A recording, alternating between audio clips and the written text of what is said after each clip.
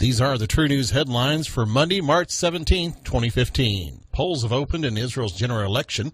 Prime Minister Benjamin Netanyahu's party and a center-left alliance face a tight race. Mr. Netanyahu says he will not allow the creation of a Palestinian state if he wins another term in office.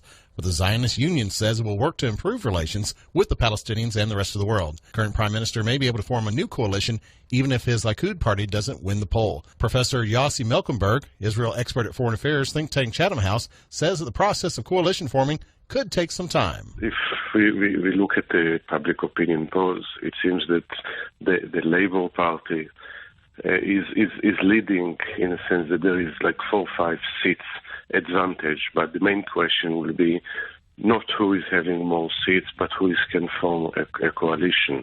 And this we have to look more on the blocks of the right and the left in Israel, and who the party is going to recommend at the end of the elections to the president to form a government. U.S. Secretary of State John Kerry and Iranian Foreign Minister Javad Zarif have sat down for a second day of talks in Lausanne, Switzerland, in an attempt to reach an agreement on Iran's nuclear program by the end of the month.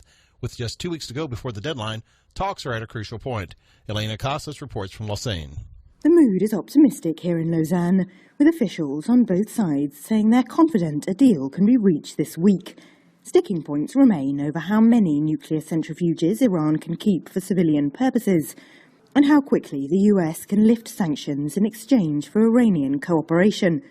Both sides say they're taking the deadline at the end of this month seriously, and there is no plan B. Any deal would then need to be approved by the UN Security Council. Elena Casas, Lausanne. The White House has clarified U.S. Secretary of State John Kerry's statement on Syria.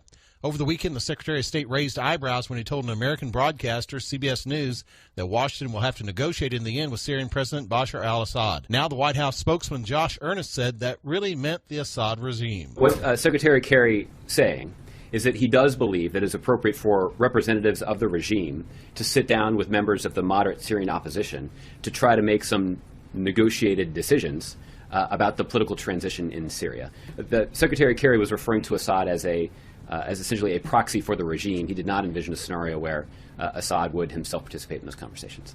3 more suspects in February's shooting of Russian opposition politician Boris Nemtsov have been officially charged with involvement in his murder, reports the Interfax news agency. It comes as a lawyer, the main suspect, says his client has an alibi. For more uncensored news, views, and commentary, be sure to tune in to our website, www.truenews.com. That's www.trunews.com.